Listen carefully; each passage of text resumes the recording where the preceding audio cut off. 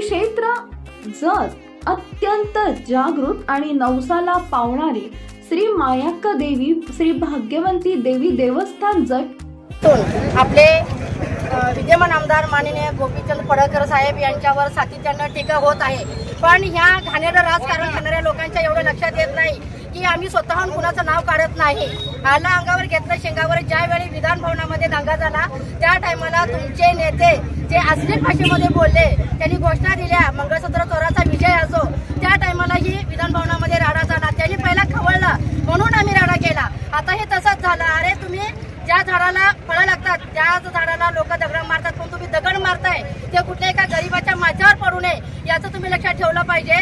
तो अभियंता मेला त्याचं कारण वेगळं असू शकतं। एका गरीबाच्या मेलेल्या माणसाच्या टाळूवरचं लोणी खाणारे हरामखोर आहात तुम्ही। एका मेलेल्या माणसाचं तुम्ही एका राजकारणामध्ये नाव आणता आणि कुठलं तरी नेऊन कुठेतरी ठेवता आणि आमच्या नेत्याचं नाव तुम्ही घेता।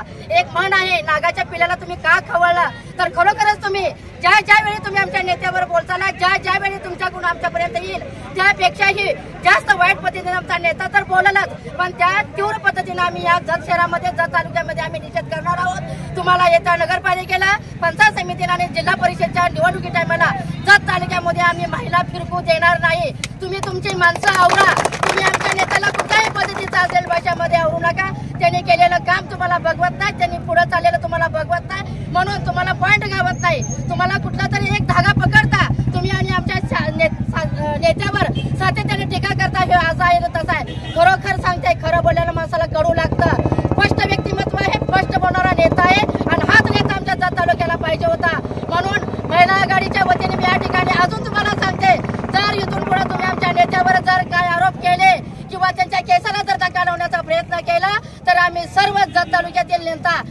जनता मोठ्या मोर्चाने आणि मोठ्या संख्येने रस्त्यावर उतरू आणि आंदोलन करू। आज या ठिकाणी गावी देते। गोपीचंद पडळकर साहेब, तुम आगे बढ़ो, हम तुम्हारे साथ हैं। पडळकर साहेब, तुम आगे बढ़ो, हम तुम्हारे साथ हैं। एक छंद गोपीचंद, एक छंद गोपीचंद।